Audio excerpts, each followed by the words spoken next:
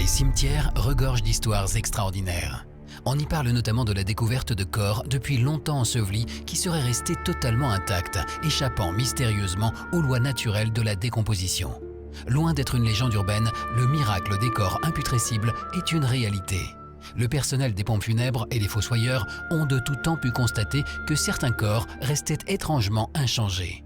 Guillaume Bailly, un professionnel des pompes funèbres, témoigne lui aussi de la réalité de ce phénomène étonnant mais très peu fréquent. C'est extrêmement rare, on doit être à un cas sur 2000 ou 3000.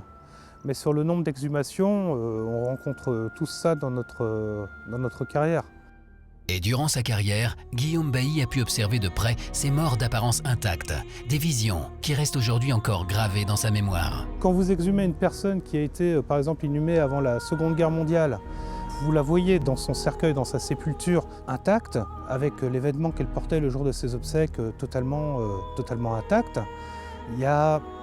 Vous avez l'impression qu'il y a un pont qui s'est établi, qui a sauté plusieurs années. C'est déconcertant. Il existe pourtant des explications tout à fait rationnelles, comme les soins de conservation donnés aux défunts avant leur mise en terre, ou encore la nature même du sol qui jouerait un rôle important dans le processus de conservation des corps. Isolés des bactéries et des insectes, dans un contexte particulier, les corps échapperaient provisoirement à la décomposition. Il y a certains cas où effectivement le terrain, les circonstances expliquent les choses. Après, il y a des corps qui ne se décomposent pas, qui appartiennent plus au domaine du mystique, et là-dessus, il y a très peu d'explications. Partout dans le monde, certains lieux spirituels ou religieux conservent et exposent les corps plus ou moins intacts d'hommes et de femmes considérés comme saints. C'est le cas notamment à Paris, en l'église Saint-François-Xavier.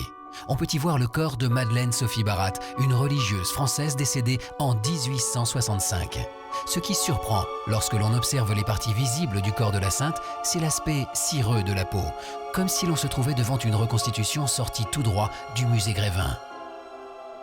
Non, ce n'est pas du tout une fausse tête. Hein, c'est vraiment la tête. Et je peux vous l'assurer parce que j'ai accueilli Sainte Madeleine Sophie en 2009 ici. Et donc le corps est arrivé de Bruxelles ici. Donc elle a refait un voyage. Et donc je peux vous assurer que j'ai touché un corps, je n'ai pas touché un masque. Plus d'une centaine de cas de corps imputrescibles ont été reconnus par l'Église romaine. Il faut admettre que quelques rares cas ne trouvent à ce jour aucune explication rationnelle et pour certains, il y aurait bien une relation entre le mysticisme et la conservation mystérieuse de ces corps intacts.